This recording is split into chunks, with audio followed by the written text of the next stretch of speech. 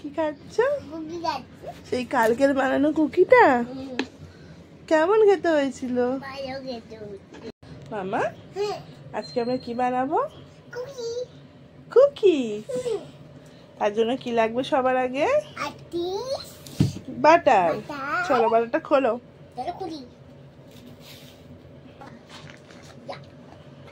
দিয়ে দিয়েছো?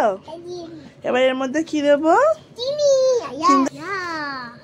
আমি ফার্স্ট টাইম কুকিজ বানাচ্ছিলাম, না কোনো ইউটিউব ভিডিও দেখে না কিছু দেখে, জাস্ট নিজের আইডিয়াতেই বানাচ্ছিলাম। যার জন্য আমি এখানে চিনিটা প্রচণ্ড বেশি দিয়ে ফেলেছি, কেকের মাপের মতো আমি এখানে চিনি দিয়ে ফেলেছি। চিনিটা তো প্রথম কথা গুঁড়ো করে নিইনি, কারণ আমার মিক্সার মেশিনটা খারাপ হয়ে গেছিলো।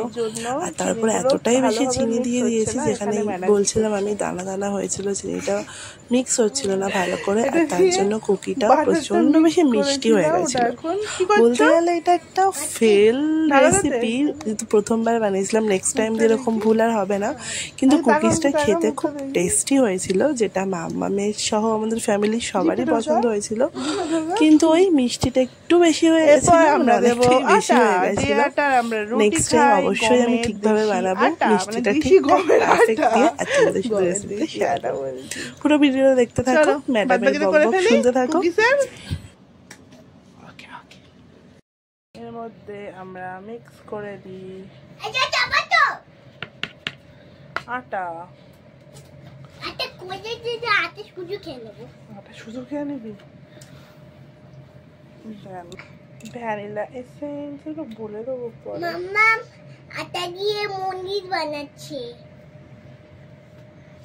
মাম্মা আটা দিয়ে মন্দির বানাচ্ছে। এটা যখন আমরা মন্দির খাবো, বলের মতো গোল গোল দিয়ে তুলে লাগে, তুলে এটাকে চালাবে, ডবল করে তোমার কুকি, আমার কুকি রেডি হয়ে যাবে।